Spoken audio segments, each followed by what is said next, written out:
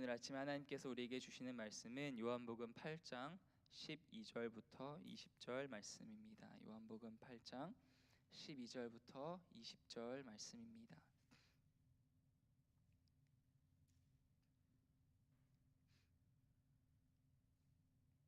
저와 여러분이 한 절씩 교독하고 마지막 20절 함께 읽으면 좋겠습니다. 제가 먼저 12절 읽기를 시작합니다. 예수께서 또 말씀하여 이르시되 나는 세상의 빛이니 나를 따르는 자는 어둠에 다니지 아니하고 생명의 빛을 얻으리라. 바리새인들이 이르되 내가 너를 위하여 증언하니 내 증언은 참되지 아니하도다. 예수께서 대답하여 이르시되 내가 나를 위하여 증언하여도 내 증언이 참되니 나는 내가 어디서 오며 어디로 가는 것을 알거니와 너희는 내가 어디서 오며 어디로 가는 것을 알지 못하느니라. 너희는 육체를 따라 판단하나 나는 아무도 판단하지 아니하노라. 만일 내가 판단하여도 내 판단이 참되니 이는 내가 혼자 있는 것이 아니요 나를 보내신 이가 나와 함께 계심이라. 너희 율법에도 두 사람의 증언이 참되다 기록되었으니 내가 나를 위하여 증언하는 자가 되고 나를 보내신 아버지도 나를 위하여 증언하시느니라. 이에 그들이 묻되 내 아버지가 어디 있느냐? 예수께서 대답하시되 너희는 나를 알지 못하고 내 아버지도 알지 못하는도다. 나를 알았더라면 내 아버지도 알았으리라. 이 말씀은 성전에서 가르치실 때에 헌금함 앞에서 하셨으나 잡는 사람이 없으니 이는 그의 때가 아직 이르지 아니하였음이로라. 아멘. 우리는 지난주와 지난주 또 폭설과 이제 그런 아이시한 도로 사정으로 인해서 많은 어려움을 겪었습니다. 여러분 많이 수고 많으셨고요. 또 혹시 어려움을 피해가 있는 성도님들 있다면 속히 회복되기를 기도합니다. 지난주와 지난주 저희가 겪은 것이 하나 있다면 많은 가정들이 정전이 돼서 어려움을 겪었던 것 같습니다. 다시 한번 전기의 소중함을 생각하게 된 시간이었던 것 같아요. 빛이 없이 우리는 살 수 없습니다. 너무나 당연하게 이렇게 빛이 있어서 예배를 하고 또 해를 매일 보지만 우리는 빛이 없으면 죽는다는 것, 그것을 한번 생각해 보게 됩니다. 빛이 없으면 얼어 죽게 되죠. 추워서 얼어 죽게 되고 또 길을 잃어서 헤매다가 죽게 됩니다. 예수님은 오늘 본문 말씀 12절에서 이렇게 말씀하시죠. 나는 세상의 빛이니 나를 따르는 자는 어둠에 다니지 아니하고 생명의 빛을 얻으리라.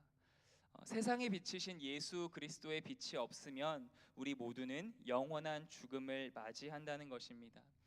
내일 본문이지만 8장 21절 24절 말씀에 예수님이 계속해서 우리 죄 가운데 죽는다는 것을, 예수님의 빛 가운데 거하지 않으면 죄 가운데 죽는다고 말씀하십니다.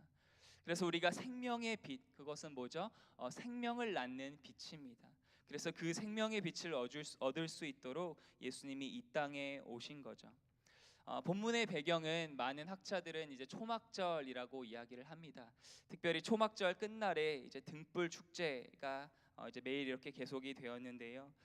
성전에 여러 가지 뜰, 뭐 유대인의 뜰, 이렇게 제사장의 뜰 이렇게 있었는데 여인의 뜰에 특별히 커다란 등불들 이렇게 4개가 있어서 밤새 등불을 밝히고 찬양하고 또 춤추며 그렇게 셀러브레이트했던 그런 시간이 초막절이었습니다.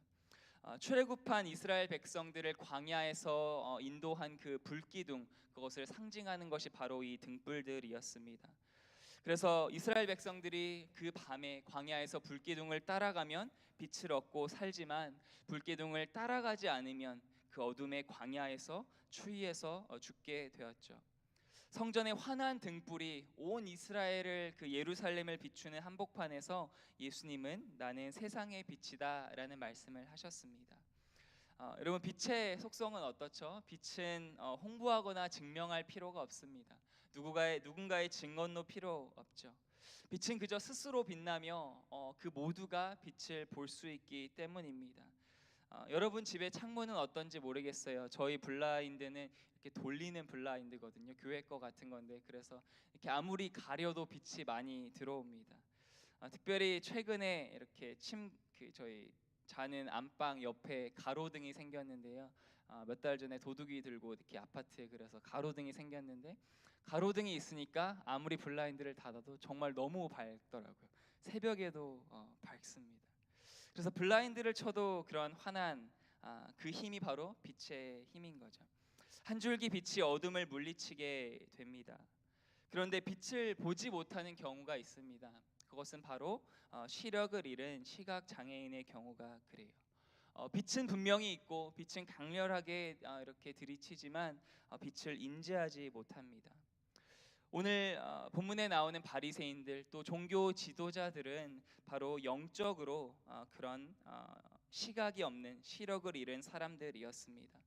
또 9장에서는 이게 참 대조적으로 8장과 9장이 나오는데요. 9장에서는 태어날 때부터 맹인된 자가 나옵니다. 하지만 그를 예수님을 만나고 내가 이 사람이 죄인인지는 모르겠지만 나의 눈이 떴다. 나는 이제 본다 이렇게 말한 것처럼 그 사람은 정말 날 때부터 맹인이었지만 예수님을 보는 눈 시력이 있었고 또 오늘 본문에 나오는 많은 종교 지도자들 또 바리새인들은 육신의 시력은 있었지만 영적인 시력은 없었던 영적으로는 맹인이었던 사람들이었습니다. 그래서 바리새인들과 예수님과의 논쟁이 시작됩니다. 바리새인들은 예수님의 증언이 내가 세상의 빛이다 한 그 증언이 자기를 위하여 증언하는 것이 참되지 않다고 그렇게 이야기합니다. 그랬더니 예수님이 이렇게 답변하시죠. 내가 나를 위하여 증언하여도 내 증언은 참되다. 14절에 다시 한번 보시면 나는 내가 어디서 오며 어디로 가는 것을 알거니와 너희는 내가 어디서 오며 어디로 가는 것을 알지 못하느니라. 6장에서도 예수님 말씀하셨지만 나는 하늘에서 온 참된 살아있는 떡 참된 양식이다. 즉 하나님 아버지께 보내심을 받은 자고 나는 그런 특별한 기원과 사명을 가지고 있는 하나님의 아들이다. 그것을 예수님께서 이미 말씀하셨죠. 또 그것뿐만이 아니라 그것만이어도 충분하지만 그 바리새인들이 말한 대로 나만 증언하는 것이 아니라 나를 보내신 아버지도 나를 위하여 증언하신다. 그것이 바로 16절 17절 말씀입니다.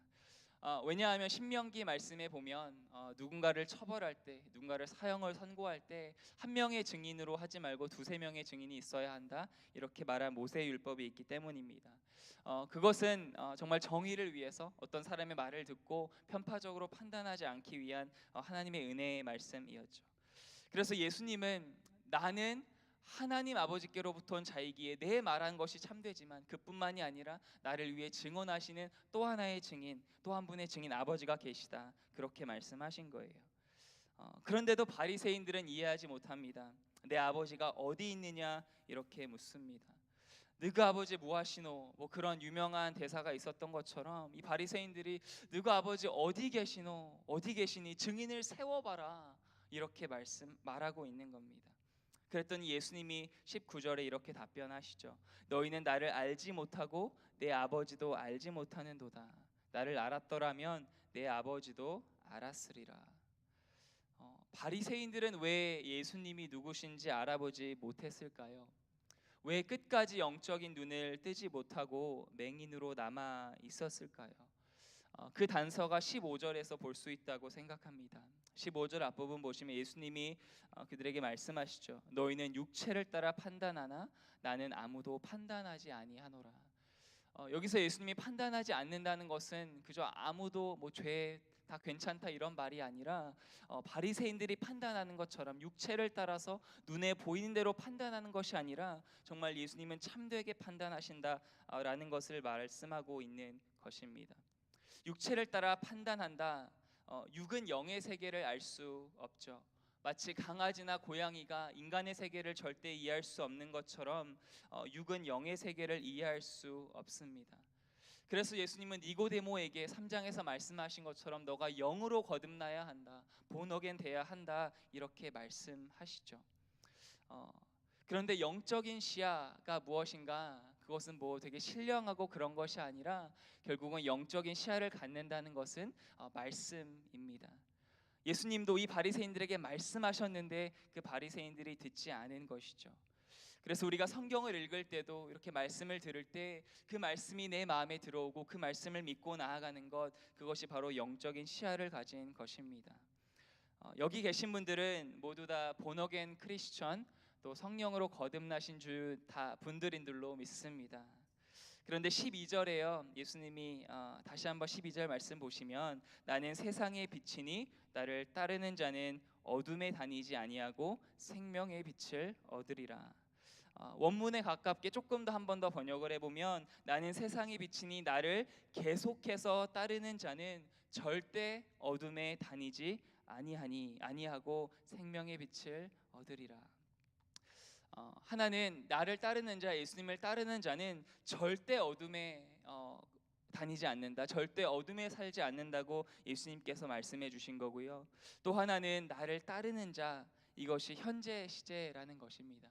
그래서 한번 나는 예수님 믿기로 결단했습니다 하고 마는 것이 아니라 어제도 오늘도 내일도 계속해서 예수님을 따라가는 것이죠. 이것이 만약 초막절의 배경이 맞다면 더 이렇게 이해가 되는데요. 그 사람들이 보던 불등, 참 밝던 온 예루살렘을 밝히던 그 등불들, 그것은 불기둥을 상징하던 거죠. 그 어두운 광야에서, 춥고 어두운 광야에서 불기둥이 있었고, 불기둥을 이스라엘 백성들은 따라갔습니다. 그런데 그 불기둥은 하나님이 원하실 때 멈추고 서고 하면서 그저 하루하루 그 불기둥을 따라갔던 것이죠. 저와 여러분의 삶도 빛 대신 예수님을 따라간다는 것은 그 불기둥이 하나님이 인도하시는 대로 이스라엘 백성이 따라갔던 것처럼 하루하루 그 예수님이 보여주시는 그 말씀의 빛을 따라서 계속 따라가는 것을 말씀합니다. 이미 어둠에서 빛으로 구원받은 자는 빛을 아예 못 보는 것은 아니죠. 그래서 우리는 영적인 시야가 열린 사람들인 줄로 믿습니다. 하지만 이렇게 블랙아웃 커튼을 치고 또는 이런 블라인드를 쳐서 빛이 더 잘 들어오지 못하는 것처럼 우리는 계속해서 빛 가운데로 나아와야 합니다. 우리 삶의 어두운 구석들을 말씀의 빛으로 조명해야 합니다. 바리새인들, 종교 지도자들처럼 육체를 따라서 우리가 새 사람 되었지만 그래도 계속해서 이 육신의 모습을 따라서, 육체를 따라서 판단하고 생활하는 것이 아니라 그런 우리의 삶의 구석구석마다 성령의 인도하심을 받아야 합니다. 또 그것은 무엇일까요? 빛으로 살아가는 것입니다. 예수님은 나는 세상의 빛이다 말씀하셨지만 또 마태복음에서 너희는 세상의 빛이라 말씀하셨죠. 여기서 빛은 우리의 착한 행실을 의미합니다. 그래서 기도하고 말씀 보는 것, 그것이 빛이 아니라 사실은 착한 행실, 또 하나님 아버지께 영광이 되는 그런 행실을 의미합니다. 그래서 오늘 본문 20절 말씀은 예수님의 잡는 사람이 없었다, 그의 때가 아직 이르지 아니하였다 말씀하죠. 그래서 저와 여러분도 빛 대신 예수님께 나아가고 또 빛으로 살아가는데 그 우리의 때가 이를 때까지 하나님의 때를 기다리며 하루하루 성실하게 신실하게 빛을 따라가는, 또 빛으로 살아가는 저와 여러분 되시기를 주님의 이름으로 축원합니다. 하나님 참으로 감사합니다. 세상의 빛으로 오신 주님, 이 어두운 세상 가운데 하나님의 빛을 비추어 주심에 감사합니다. 하나님이 아침에 기도하는 것은 주님이 빛으로 우리 가운데 찾아오셨고 또 우리를 빛으로 불러주셨지만 우리 삶에 아직도 어둠 가운데 있는 영역들이 많음을 고백하며 회개합니다. 하나님, 우리의 교만함과 음란함, 또 우리의 더욱더 이웃을 사랑하지 못하는 모습들, 하나님 이 시간 회개하며 나아가오니 하나님 긍휼히 여겨주시고 더욱더 주님의 빛을 비추어 주셔서 하나님 우리가 빛 대신 주님을 따라가며 또 우리의 착한 행실로 우리 가족들과 이웃들에게 예수님을 증거하는 빛의 증인으로 살아가게 하여 주시옵소서. 오늘 하루를 주님께 온전히 맡겨드리며 살아계신 예수님의 이름으로 기도드립니다. 아멘.